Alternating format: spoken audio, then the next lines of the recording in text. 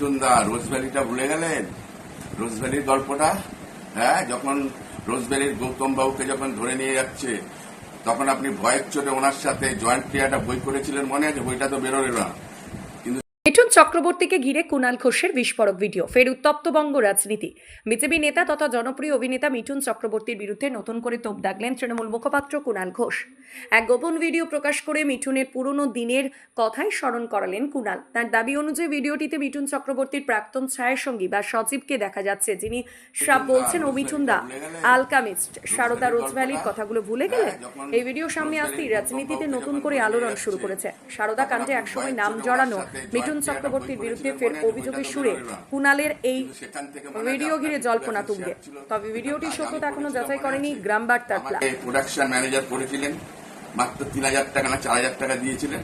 হ্যাঁ, ওর কাগজে আমার কাছে আছে। ঠিক আছে, ভয়ের চোটে আপনি কি করলেন? রোজভ্যালির শেয়ারটা আপনি কিনে নিলেন। হ্যাঁ, ভয়ের চোটে কিনে নিলেন বইটা পুরো 50-50 শেয়ার ছিল, সেটাকে কিনে নিয়ে আপনি আপনার নামে করে নিলেন, আপনার কোম্পানির নামে। সারদার কথা যদি বলি, আপনি শুনলে অবাক হয়ে যাবেন। কি মিঠুন দা ভুলে গেছেন সারদাতে রাত্রি 1টা, 1:30, 2টোর সময় পাঠাতেন চেক আর টাকা আনতে?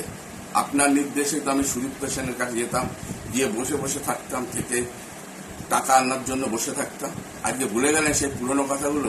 তারপরে যখন সারদার চিঠিটা কিন্তু ফার্স্ট আমার বাড়ি এসেছিল, ইডি চিঠি কিন্তু আমাকে আমার বাড়ির অ্যাড্রেসে এসেছিল, আপনাকে তলব করেছিল, সেটা আমার বাড়ির অ্যাড্রেসের চিঠিটা এসেছিল। যেই দেখলেন আমি অনেক কিছু জানি, সুতরাং আপনি কি করলেন? আমার সাথে সম্পর্ক কাট করতে শুরু করলেন।